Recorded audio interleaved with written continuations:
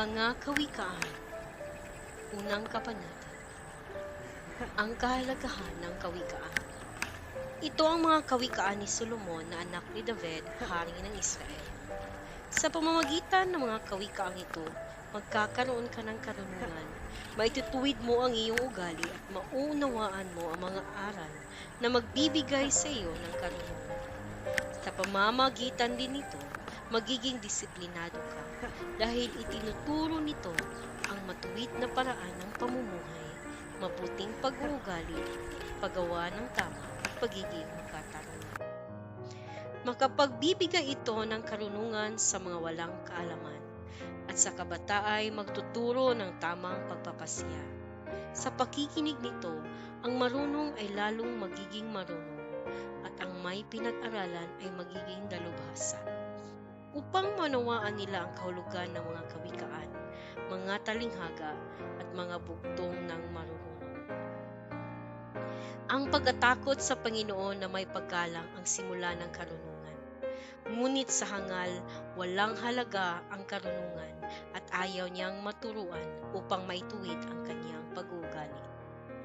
Payo sa pag-iwas sa masamang tao. Anak, dinggin mo ang turo at pagtutuwid sa iyong pag-uugali ng iyong mga magulang, dahil ito'y makapagbibigay sa iyo ng karangalan, katulad ng koronang gawa sa bulaklak at makapagpapaganda katulad ng kwintas. Anak, huwag kang papadala sa panghihikayat ng mga taong makasalanan. Huwag kang sasama kapag sinabi nilang, halika, sumama ka sa amin. Mag-abang tayo ng sinumang papatayin kahit walang dahilan. Kahit nasa kasibulan pa ng kanilang buhay, patayin natin sila para matulad sila sa mga taong pumunta sa lugar ng mga patay. Makakakuha tayo sa kanila ng mga mamahaling ari-arian at pupunuin natin ang ating mga bahay ng ating mga nasamsam. Sige na, sumama ka sa amin at paghatian natin ang ating mga nasamsam. Anak, huwag kang sumama sa kanila.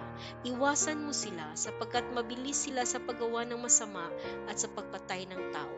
Walang kabuluhan ang paglalagay ng bitag kung ang ibong iyong huhulihin ay nakatingin.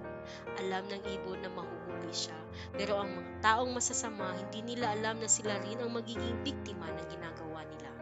Ganyan ang mangyayari sa mga taong ang ari-arian ay nakuha sa masamang paraan. Mamamatay sila sa ganoon ding paraan. Kapag itinakwil ang karunungan. Ang karunungan ay katulad ng isang mangangaral na nagsasalita sa mga lansangan, plaza, pamilihan, at mga pintuang bayan. Sinasabi niya, kayong mga walang alam, hanggang kailan kayo mananatiling ganyan? Kayong mga nanunuya, hanggang kailan kayo matutuwa sa inyong panunuya? Kayong mga hangal, hanggang kailan ninyo tatanggihan ang karunungan? Pakinggan ninyo ang pagsaway ko sa inyo. Sasabihin ko sa inyo kung ano ang iniisip ko. Ipapaalam ko sa inyo ang aking sasabihin laban sa inyo. Sapagkat hindi ninyo pinansin ang panawagan ko at lumapit kayo sa akin. At binaliwala ninyo ang lahat ng payo ko at pagsaway. Pagtatawanan ko kayo kapag napahamak kayo. Kukutsahin ko kayo kapag dumating sa inyo ang paghihirap at mga pangyayaring nakakatakot gaya ng ipo-ipo at bagyo. Tatawag kayo sa akin ngunit hindi ko kayo sasagutin.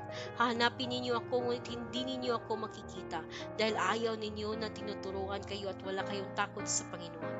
Tinanggihan ninyo ang mga payo ko at minasama ang aking pagsaway sa inyo.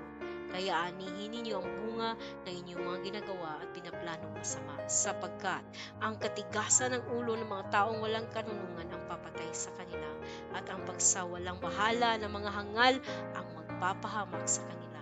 Ngunit ang taong nakikinig sa akin ay mabubuhay na matiwasay, ligtas siya sa panganib at walang